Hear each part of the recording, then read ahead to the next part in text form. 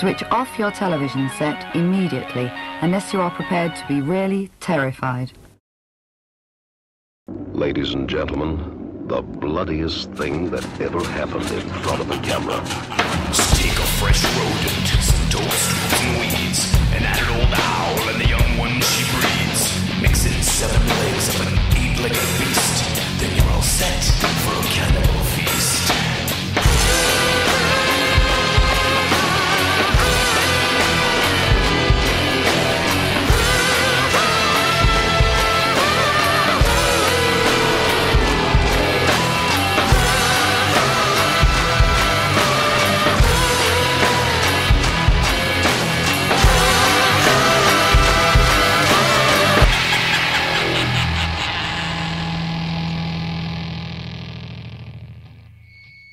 Bonsoir ma gang de zombies, bienvenue à Video Nasties, le show dédié aux films d'horreur qui vont trop loin.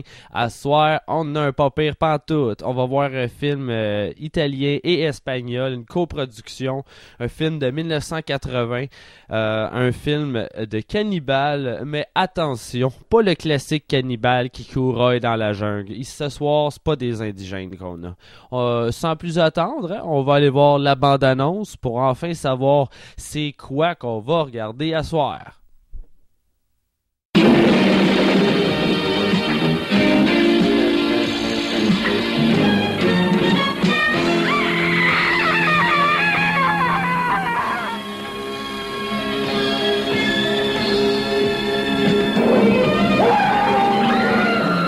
Jesus. My God, son, put it down. Cannibalism. He's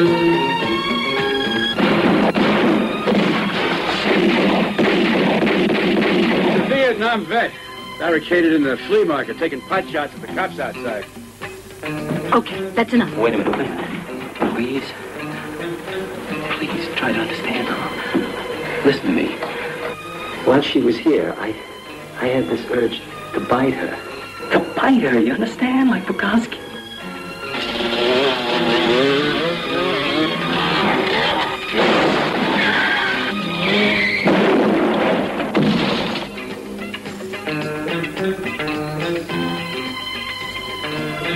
Stay away. Apocalypse Domani. Oh oui, ce soir, on va le voir. Ça, c'est une copie en français avec le titre Pulsion cannibale. Ce n'est pas seulement un cauchemar. Mais attention, si vous tombez sur cette copie-là, je vous le dis tout de suite, il y a de la censure, il y a de la coupe. Les meilleures scènes ont été coupées, de gore en tout cas. Les meilleures scènes de gore sont pas dans cette copie-là. Vous en faites pas, ce soir, c'est pas cette copie-là qu'on va regarder. On va regarder une version complète, non censurée. Comme je disais, c'est une coproduction italo-espagnole. Un film qui est sorti en Italie le 4 août 1980. Il y a eu une sortie limitée en salle aux États-Unis en 81. C'est un film qui a énormément de titres.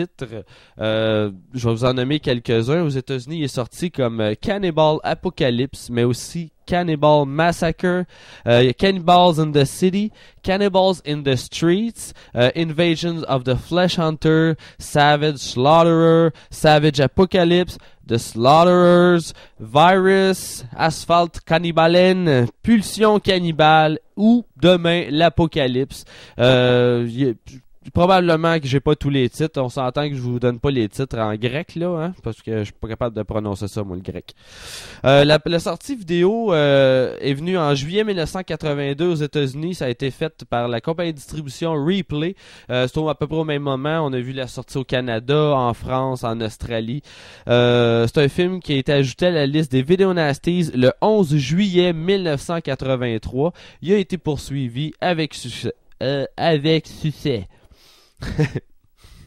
Ça promet. Les acteurs principaux du film de ce soir, le célèbre John Saxon qu'on a vu la semaine dernière dans le film Ténèbres de Dario Argento. C'est un acteur qu'on a vu dans Nightmare on Elm Street et quelques-unes de ses suites. Black Christmas de Bob Clark, le flic de Beverly Hills 3 de John Landis. On poursuit, parce que John Saxon, il en a fait du stock. Allez voir IMDb, ça vaut pas la peine que je nomme tout ici, là. Elizabeth Turner, qui va être là ce soir, c'est le dernier rôle qu'elle a interprété au cinéma. Giovanni Lombardi Radis, crédité comme John Morgan dans certains films. Il a joué dans plusieurs classiques série B d'horreur ou de zombies, notamment City of the Living Dead, House on the Edge of the Park, ou Cannibal Ferox aussi, et le téléfilm Flipper. They call him Flipper, faster than lightning. Il y a aussi Cynthia de Carolis, créditée comme Cindy Hamilton, qu'on a vu dans Cats au Ninetale de 1971. Tony King, qui a fait beaucoup de blaxploitation, les films d'exploitation sur le thème des Noirs. On l'a vu dans Shaft, Bucktown, Hell Up in Harlem. Et il y a aussi un certain Wallace Wilkinson, pas très connu, il a pas fait grand-chose dans sa carrière, excepté un petit rôle dans Invasion USA avec Chuck Norris. Je trouvais ça intéressant de le mentionner. On va parler un petit peu du réalisateur, Antonio Margaretti. Il est aussi connu aux États-Unis sous le pseudonyme de Anthony M. Dawson. C'est un réalisateur italien né à Rome, très prolifique. Il est décédé le 4 novembre 2002 à 72 ans. Son premier film en 1960 était Assignment Outer Space, ça promet. Mais il est surtout connu pour des films de science-fiction, des western spaghetti ou des films d'action de guerre. Ça, il en a fait beaucoup. Je pense que c'était vraiment son dada.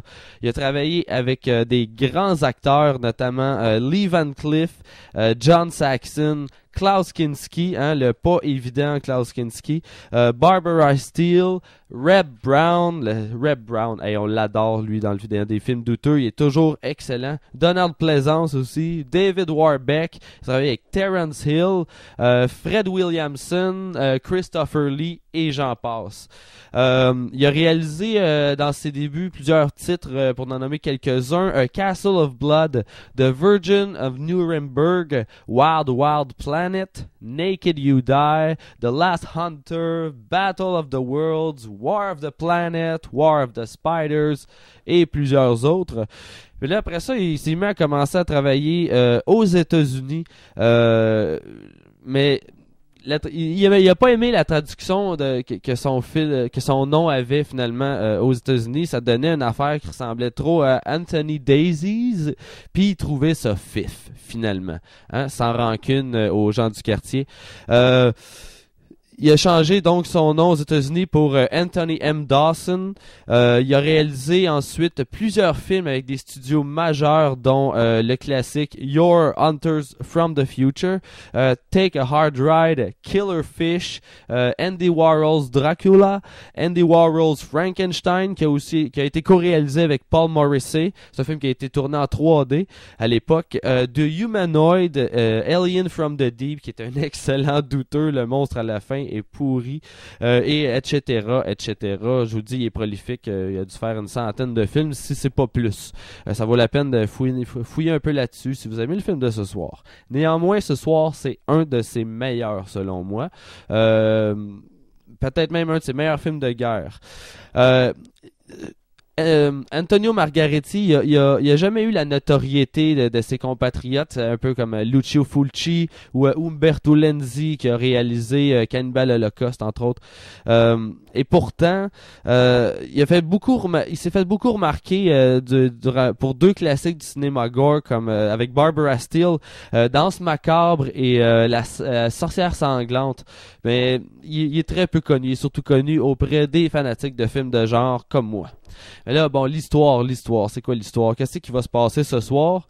On débute fort. On débute au Vietnam, quand John Saxon, dans le rôle du capitaine Norman, se fait mordre par un soldat infecté d'un virus cannibale au cours d'une mission de sauvetage. Quelques décennies plus tard, on se retrouve à Atlanta, en Georgie, et le capitaine Morgan se réveille d'un flashback, parce que qui dit Vietnam dit flashback, l'un va pas sans l'autre, on commence à être habitué. Il reçoit un appel de son vieil ami, le soldat cannibale, lui demandant s'il veut aller boire un verre, mais Norman refuse, pris d'une crise de flashback. Le soldat sortant de l'hôpital psychiatrique est supposément guéri, a une rechute et se remet à une diète de viande humaine dans les lieux publics. Il se barricade dans un centre d'achat, armé d'un shotgun. Le virus cannibale commence alors à se répandre et même Norman, armé de ses flashbacks, se joint aux cannibales pour un buffet à volonté. Des cannibales. C'est les premiers cannibales de l'émission Video Nasties. On était dû, hein, mais bon, je veux pas tout vous donner en partant. Super, sans sas, fabuleux, des cannibales, ça on aime ça. Mais ça, ce soir, sont spéciales. Comme je vous disais, c'est pas des cannibales de la jungle, mais on va commencer par le début. Il y a beaucoup de choses à dire sur le film de ce soir. On va commencer par le titre. Demain, l'apocalypse, en traduction. Profitant de la popularité du dernier film de Francis Ford Coppola, le très très célèbre Apocalypse Now, les Italiens ils faisaient toujours ça dans le fond. Ils prenaient des titres de films connus, ils prenaient sensiblement la même histoire, puis ils essayaient de remonter quelque chose de semblable pour s'attirer le public qui avait tant aimé le fameux blockbuster. Et ils font tout le temps ça, reprendre des hits américains ou faire croire que c'est une suite aussi, comme la série Zombie que j'ai déjà parlé. Mais à noter que Margaretti vient surtout du gothique des années 70, du style plus de Mario Bava qui a réalisé... je suis capable de le trouver. Vite. Qui a réalisé entre autres le classique Black Sunday, avec encore une fois... Barbara Steele. Très bon film, ça. Mais c'est du gothique 70s, hein, c'est pas pour tout le monde. Mais là, cette époque-là a commencé à être révolue au cinéma. Fait qu'il est tombé tranquillement en amour avec les films de guerre. Il a réalisé des films de héros, d'apocalypse, Tiger Joe, L'Ultime Combat, ou j'adore le titre en version française, Nom de code, Oie sauvage. C'est écœurant. Mais d'abord, avant de faire tous ces films de guerre, il a réalisé Pulsion Cannibale, le film de ce soir. Hé, faites attention, il est dangereux!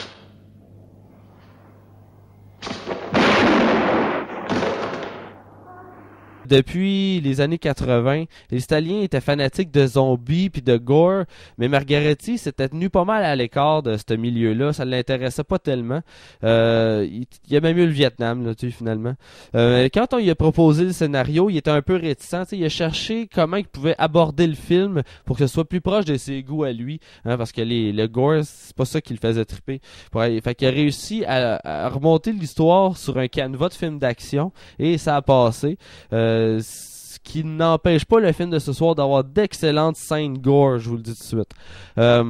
Mais tu sais, c'est un peu mêlé comme film quand même. On dirait que c'est un pari. C'est comme un melting pot de sous-genre d'exploitation. Mais moi, des soldats, du Vietnam, ajoute des cannibales, mets-moi une coupe de motards là-dedans. Qu'est-ce qu'on pourrait mettre d'autre? Une ado cochonne comme dans Lolita. Hein? Mais une scène dans les égouts aussi, comme les Ninja Turtles. Malgré que ça n'existait pas à l'époque, mais bon, une scène d'égout, hein, ça c'est toujours cool. Il a mis ça dans le blender, puis ça a donné Pulsion Cannibale. Ils sont allés chercher un paquet de codes, finalement, qui ne fit pas nécessairement avec les cannibales. Puis, c'est bien spécial. Just to kill Viet Cong.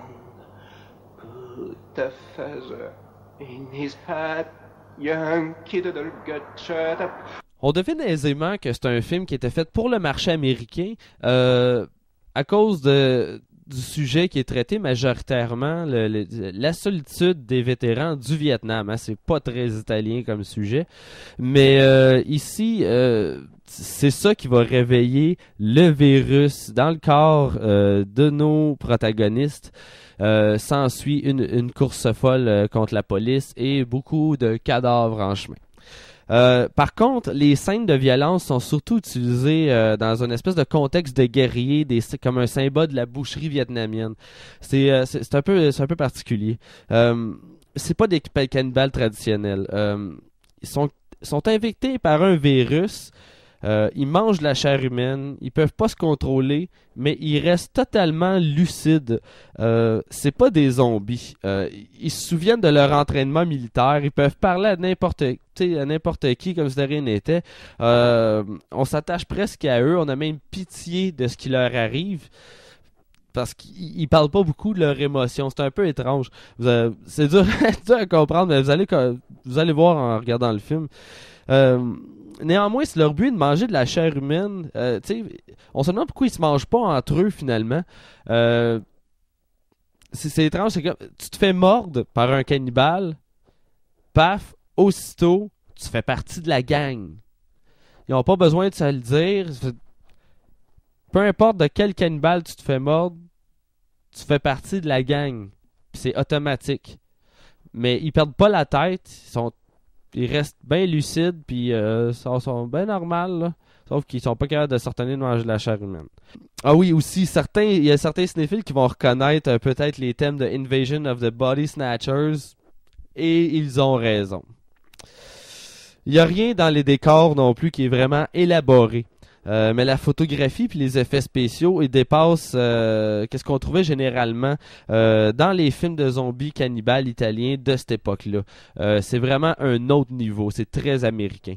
C'est avant tout une célébration du gore, mais ça donne qui est super divertissant ce film-là. Des fois, il se laisse aller un peu à la facilité, comme les stock shots qui ont été rentrés dans le générique, ou les motards qui sont complètement débiles. La bande son qui donne un air de Village People au film, ça aussi c'est un peu particulier. Mais le secret, je pense, il se cache surtout dans les personnages. Exemple, Gianni Radis qui joue le soldat Bukowski et qui joue son rôle merveilleusement bien, une espèce de paria de la société. Il l'a à merveille, puis c'est pas surjoué. On lui pardonne donc à ce film-là quelques baisses de tension et un sporadique manque de rythme, mais parce qu'il réussit à nous tenir en haleine quand même, ça traîne pas trop. On va avoir du fun quand même avec du gore. C'est disparate, mais il y a des très bonnes scènes de gore, notamment le classique ulcère géant. Il se fait tirer à coups de 12 dans l'estomac et on voit à travers de l'estomac. Ça, c'est toujours bien cool. Il y a une scène mythique aussi, même si Margaretti n'était pas très satisfait de sa scène du coup de 12. Néanmoins, c'est quand même devenu une scène mythique parce que à l'époque, c'était très réussi. Il y a un découpage à la scie circulaire aussi, une énucléation, il y a des langues arrachées. Du gros fun. C'est ça le problème. Tous les codes étaient là pour qu'ils soient bannis puis qu'ils soient rajoutés sur la fameuse liste des Video Nasties. Hein. C'était évident, ne serait-ce que la pochette ou la pochette originale où on voyait la fameuse éviscération. Ça a été énormément censuré. Le film n'a pas trouvé son public à sa sortie à cause de sa censure. Il manquait un peu de magie dans ce film-là. Mais les amateurs de gore étaient déçus. On leur promettait beaucoup sur l'affiche, puis finalement en salle, il restait plus grand-chose à cause des coupes. Le film est quand même ressorti en 2005 au Royaume-Uni. Ça a pris quand même beaucoup de temps, mais avec quelques secondes de coupe dans la scène des égouts, parce que le sujet des animaux massacrés à l'écran est encore très censuré, même aujourd'hui. Hein, Puis dans les égouts, il y a une scène où les rats se font vraiment exploser la gueule. Et c'est ça. Ça a été quelques secondes d'enlever pour cruauté animale. Allez vite, repliez-vous! Quelques anecdotes avant de commencer le film. John Saxon, il a toujours prétendu qu'en s'embarquant dans ce film-là, il ignorait totalement que c'était une espèce de film d'exploitation italien de cannibales. Mais là, il a lu le scénario. Là, d'après moi, il ment, puis il a juste honte d'avoir fait ça, ou je ne sais pas, en tout cas. Et pourtant.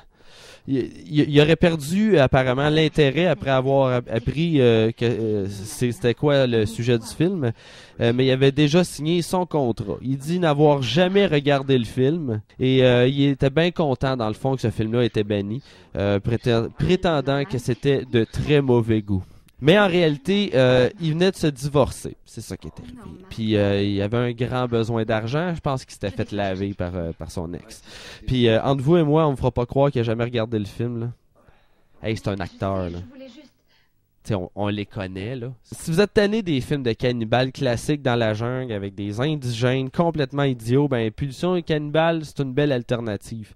Ça nous rappelle plus une ambiance à la Rambo. Je suis pourtant pas fan de Rambo, mais la fusion du genre, des deux genres, c'est bien intéressant finalement. Au même titre que Fulci avec ses appropriations Lovecraftiennes, Margaretti a réussi à adapter le gore à l'écran avec ses propres envies, les films de guerre, ça donne un super beau résultat. Il démontre une grande maîtrise des scènes d'action, ça c'est clair. Il a une bonne aptitude aussi à bien utiliser ses acteurs. Il a travaillé avec l'infernal Klaus Kinski, ça prend un cœur solide. Schrei ich oder schrei ich nicht? Und du sagst es mir nicht, aber schrei aber nicht. Leg mich doch am Arsch weg. Der Moment ist überhaupt gekommen, wo ich dir in die Fresse haue. Was? Diesmal schlage ich in die Fresse, darauf kannst du dich verlassen, du. Diesmal sitze ich in dem Kostüm in deiner Scheißkarre in Holland. Mach zu. Trau dich nur. Was schlage ich dich zusammen, Trau dich nur. Wenn du zu frech wirst. Dieser Streit hier, nebenbei mitgefilmt, betraf den verdienstvollen Produktionsleiter Walter Sachser. Zufälligerweise war ich einmal nicht gemeint. Euer gemeint. Gewichse mit eurer Freundschaft, ich möchte dir einen Dreck. Wir brauchen einen Fotografen. Verstehst du? Na mach doch deinen Scheiß! Der Anlass war vollkommen nichtig und ich selbst griff erst gar nicht ein, weil Kinski im Vergleich zu anderen Ausbrüchen eher milde wirkte. Mach deine eigenen Sachen! Hast genug zu tun! Ich arbeitete einfach am Aufbau der nächsten Szene weiter. Ça n'empêche pas que Margaretti a délaissé tomber quelques longueurs, quelques maladresses, mais on lui pardonne parce que c'est quand même un très bon film. C'est peut-être même un des meilleurs de Margaretti, comme je disais plus tôt. Certains vont même dire que c'est un de ses meilleurs films de guerre. Pourtant, pas tant que ça dans la guerre, mais je vous en dis pas trop, là. Sans compter qu'il c'est parmi peut-être certains des meilleurs films gore italiens en termes de gore. Quand on a la version complète, comme vous allez avoir ce soir, vous allez voir, il y a une bonne qualité d'effets spéciaux qui vieillissent bien, puis ça c'est bien intéressant. On va avoir du fun à soir quand même. Ça part raide au Vietnam, après ça, 10 ans plus tard, des flashbacks, des coups de 12, des motards, du sang partout, des cannibales. Ça va être vraiment trippant. Je vous souhaite un excellent film. On se revoit la semaine prochaine. Merci de m'écouter. Puis si vous voulez plus d'infos ou les archives d'émissions, n'oubliez pas de passer dans les archives de Douteux TV, mais aussi sur la page Facebook de Vidéo Nasties, la liste maudite. C'est simple, Vidéo Nasties, la liste maudite. Vous allez le trouver tout de suite. Gênez-vous pas de m'envoyer un email si vous avez des commentaires ou des demandes spéciales. Vous voulez que je devance la diffusion d'un film qui est dans la liste proposer. Il y a des films qui sont pas dans la liste aussi que je vais diffuser. Vous pouvez toujours en proposer. Je suis bien open. Moi, je suis comme une pute à 5$. Alors, à la semaine prochaine. Attention aux autres, mes petits zombies. Mordez-vous pas entre vous. Bon film.